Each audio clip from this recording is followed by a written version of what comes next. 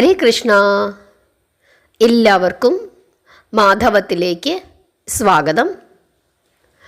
നമ്മൾ ഇപ്പോൾ 2 ദിവസമായിട്ട് ലളിത സഹസ്രനാമത്തിൻ്റെ ക്ലാസ്സും കൂടി തുടങ്ങിയിട്ടുണ്ട്.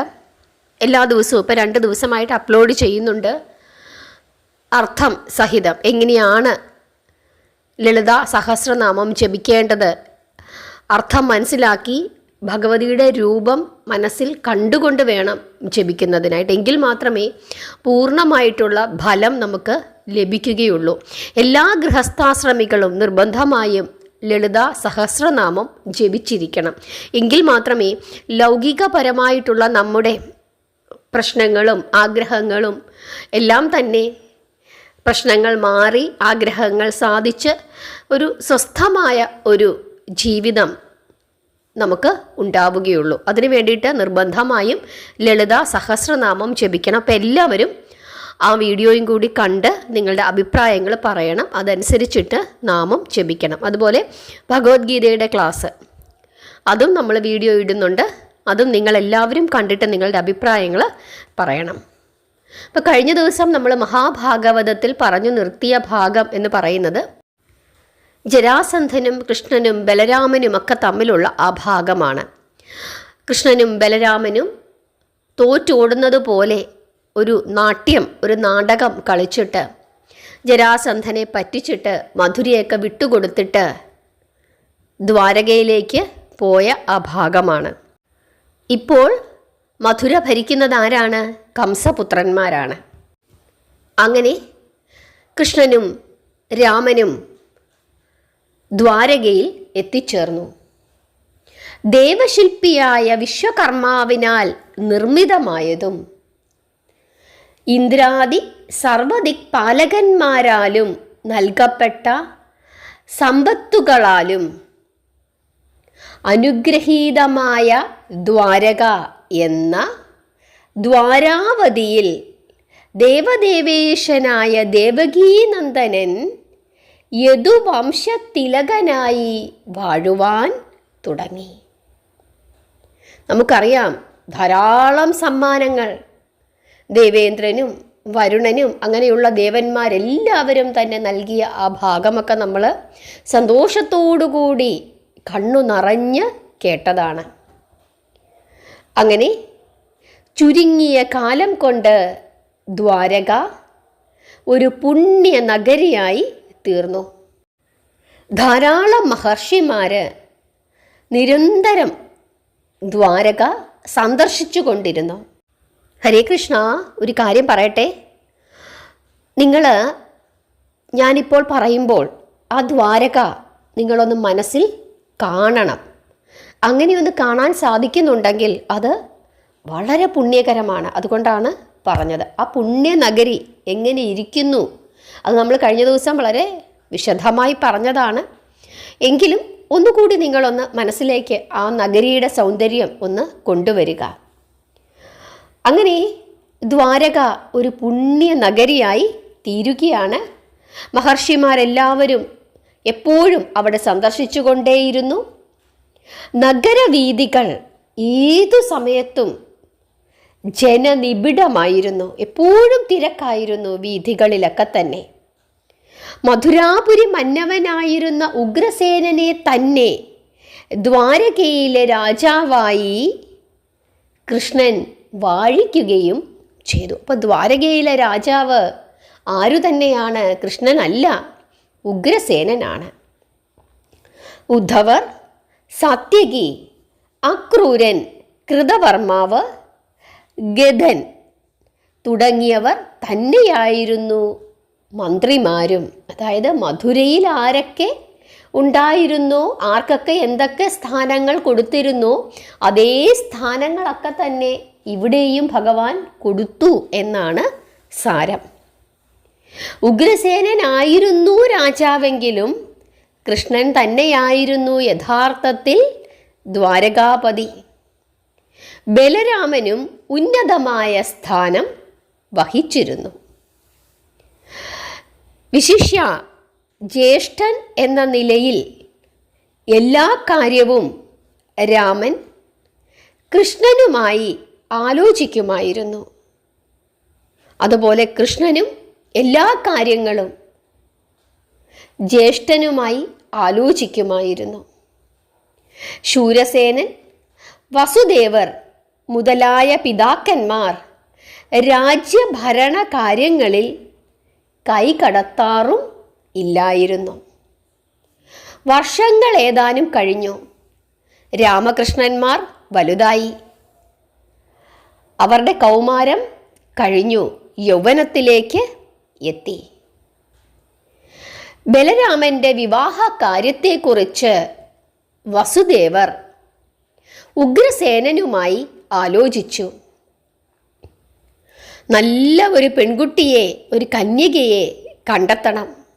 അതിനുവേണ്ടി പല പല രാജകൊട്ടാരങ്ങളിലും വിവാഹ സന്ദേശവാഹകന്മാർ കയറി ഇറങ്ങി. പണ്ട് സൂര്യവംശത്തിൽ ഒരു രാജാവുണ്ടായിരുന്നു. ആ രാജാവിൻ്റെ പേരായിരുന്നു ശര്യാദി. ഈ ശര്യാദിക്ക് ഒരു പുത്രനുണ്ടായിരുന്നു. ആ പുത്രൻ്റെ പേരാണ് ആനർത്തൻ. ഭൃഗു മഹർഷിയുടെ പുത്രനായ ച്യവന മഹർഷി വിവാഹം കഴിച്ചത് ഈ ആനർത്തൻ്റെ സഹോദരിയായ സുകന്യയെ ആയിരുന്നു.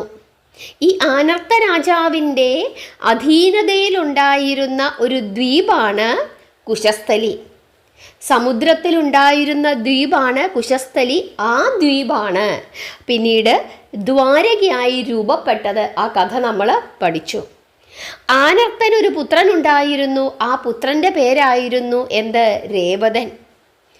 രേവതന് 100 പുത്രന്മാരും 1 പുത്രിയും ഉണ്ടായിരുന്നു. പുത്രിയാണ് ഏറ്റവും ഇളയവൾ. അവളുടെ പേരായിരുന്നു രേവതി. അവൾ വളർന്ന് അതിസുന്ദരിയായ ഒരു കന്യകാമണിയായി തീർന്നു. അവൾക്ക് അനുരൂപനായ ഒരു ഭർത്താവ് ആരായിരിക്കണം എന്നുള്ള ചിന്തയോടുകൂടി പിതാവായ രേവതൻ എപ്പോഴും ജീവിക്കുവാൻ തുടങ്ങി. ആ ചിന്ത അദ്ദേഹത്തിനെ വല്ലാതെ അലട്ടുവാനും തുടങ്ങി. അദ്ദേഹം ബ്രഹ്മദേവനെ കാണാനായി പോകുവാനായി തീരുമാനിക്കുന്നു. അങ്ങനെ ഇദ്ദേഹം ബ്രഹ്മലോകത്തിലേക്ക് പോയി. എന്നിട്ട് ബ്രഹ്മാവിനെ കാണുന്നു. തൻ്റെ വിഷമാവസ്ഥ ധരിപ്പിച്ചു. ബ്രഹ്മദേവൻ ഈ രേവതനെ സമാധാനിപ്പിച്ചു. എന്തു പറഞ്ഞാണ് സമാധാനിപ്പിച്ചത്? ഇഷാക്കു വംശത്തിൽ പിറന്ന നിനക്ക് നിന്റെ പുത്രിയുടെ കാര്യത്തെക്കുറിച്ച് ഇത്ര വിഷമം തോന്നുവാൻ എന്താണ് കാരണം? നീ വിഷമിക്കേണ്ട ഒരാവശ്യവുമില്ല. ഇവളെന്നും വിവാഹം കഴിക്കുന്നത് വരെ നിത്യകന്യകയായി ഇരിക്കും. സൗന്ദര്യത്തിനും പ്രായത്തിനും യാതൊരു വ്യത്യാസവും വരികയില്ല. ഇങ്ങനെ ബ്രഹ്മദേവൻ പറയുകയാണ്. യുഗങ്ങൾ കഴിഞ്ഞ് ദ്വാപരയുഗത്തിൻ്റെ അന്ത്യഘട്ടത്തിൽ വസുദേവൻ എന്ന യാദവ ശ്രേഷ്ഠന് ഒരു പുത്രൻ ജനിക്കും.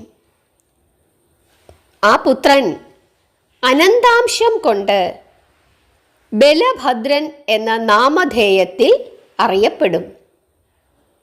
അന്ന് ആ കുമാരൻ ഇവളെ വിവാഹം കഴിക്കും. നിന്റെ പുത്രിക്ക് വിധിക്കപ്പെട്ട പുരുഷൻ ബലരാമനായതിനാൽ നീ ആ കാലം വരെ കാത്തിരിക്കേണ്ടതാണ്. ഇങ്ങനെ ബ്രഹ്മദേവൻ രേവതനോട് പറയുകയാണ്. അതായത് ഇനിയും യുഗങ്ങൾ കാത്തിരിക്കണം, കാലങ്ങൾ കാത്തിരിക്കണം. പക്ഷേ അത്രയും കാലം നീ കാത്തിരുന്നാലും നിന്റെ മകളുടെ പ്രായം വർദ്ധിക്കുകയില്ല. അവൾ നിത്യകന്യകയായി സുന്ദരിയായി നിലകൊള്ളും.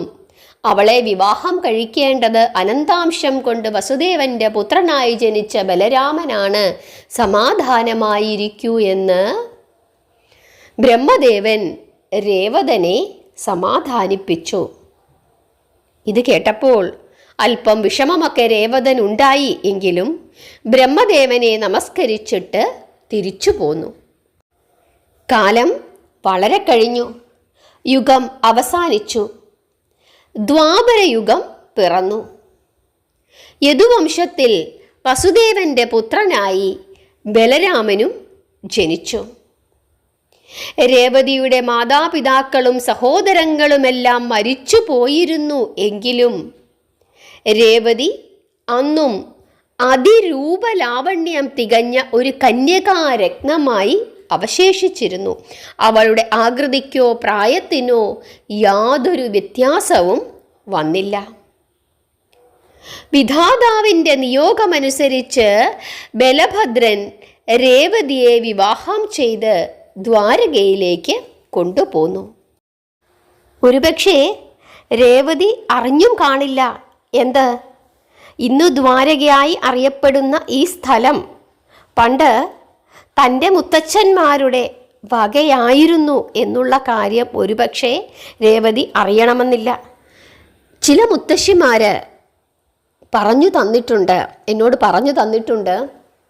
അതായത് ഈ യുഗങ്ങൾ മാറുന്നതിനനുസരിച്ചിട്ട് മനുഷ്യൻ്റെ വലിപ്പത്തിന് വ്യത്യാസമുണ്ടാകും. അപ്പം ദ്വാപരയുഗത്തിൽ ജനിച്ച ആളല്ല ആര്? രേവതി. അതുകൊണ്ട് തന്നെ ദ്വാപരയുഗത്തിലെ മനുഷ്യരെക്കാൾ വലിപ്പം കൂടിയിരുന്നു രേവതിക്ക് എന്നും പറയുന്നുണ്ട്. അതുകൊണ്ട് ബലരാമൻ തൻ്റെ കലപ്പ കൊണ്ട് രേവതിയുടെ ആ തോളിൽ പിടിച്ച് താഴേക്ക് വലിച്ചു. അങ്ങനെ രേവതിയുടെ പൊക്കം കുറഞ്ഞു എന്നൊക്കെ അമ്മുമ്മമാർ കഥ പറഞ്ഞ് തന്നിട്ടുണ്ട്.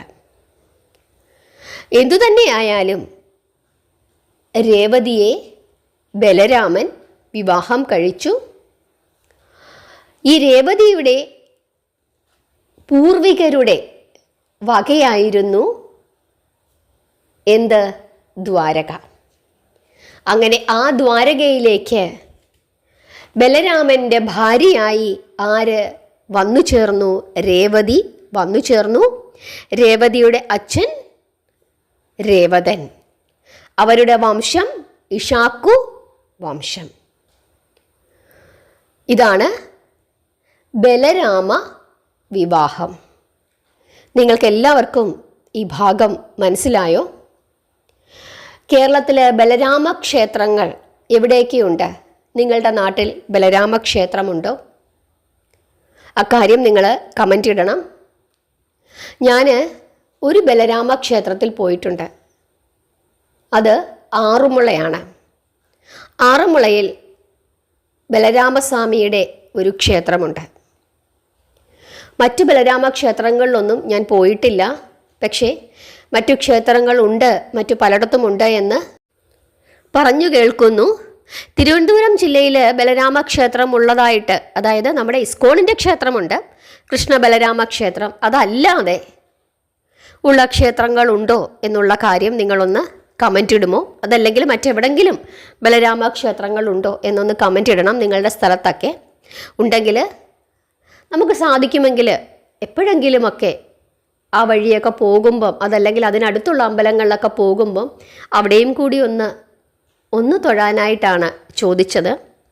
നമുക്ക് ഇസ്കോണിൻ്റെ കൃഷ്ണ ബലരാമ ക്ഷേത്രമാണ്. അതല്ലാതെ മറ്റെവിടെങ്കിലും ഉണ്ടോ എന്നതാണ് എനിക്കറിയേണ്ടത്. ആറന്മുളയിൽ ഞാൻ പോയിട്ടുണ്ട്, അതെനിക്കറിയാം. അപ്പോൾ ഈ കാര്യമൊക്കെ നിങ്ങളൊന്ന് മനസ്സിൽ വെക്കുക. നിങ്ങളുടെ ഇഷ്ടങ്ങളും ഇഷ്ടക്കേടുകളും ഒക്കെ തുറന്നു പറയുക, നാമം ജപിക്കുക. ബലരാമ ക്ഷേത്രത്തെ പറ്റിയിട്ട് നിങ്ങൾക്കറിയാവുന്ന കാര്യങ്ങൾ ഒന്ന് പറയുക. ഭഗവത്ഗീതയുടെ ക്ലാസ്സും അതുപോലെ ലളിതാ സഹസ്രനാമത്തിൻ്റെ ക്ലാസ്സുമൊക്കെ കേൾക്കണം. നിങ്ങളുടെ അഭിപ്രായങ്ങൾ പറയണം. എന്നും മാധവത്തിൻ്റെ കൂടെ ഉണ്ടാകണം. എല്ലാവരെയും ഭഗവാൻ അനുഗ്രഹിക്കട്ടെ. ഹരേ കൃഷ്ണ.